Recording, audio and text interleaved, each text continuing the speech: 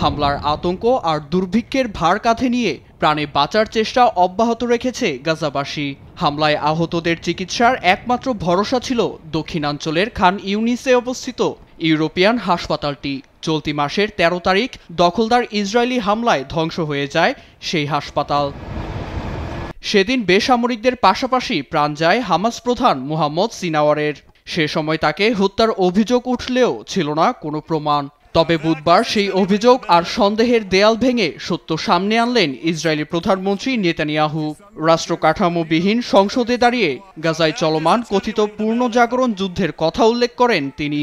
দাম্ভিকতায় স্বীকার করেন মোহাম্মদ সিনাওয়ারকে হত্যার কথা, যিনি মূলত সাবেক হামাস প্রধান ইয়াহিয়া সিনাওয়ারের ছোট ভাই ছিলেন।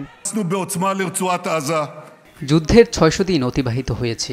এর মধ্যেই মধ্যপ্রাচ্যের চিত্র পাল্টে গেছে। আমার শত্রুদের গাজা থেকে হটাতে সক্ষম হয়েছি। দেইফ, হানিয়া, ইয়াহিয়া সিনোয়ার ও মোহাম্মদ সিনোয়ারের পতন ঘটেছে। আমরা একাধিক গুরুত্বপূর্ণ স্থানও দখলে নিয়েছি।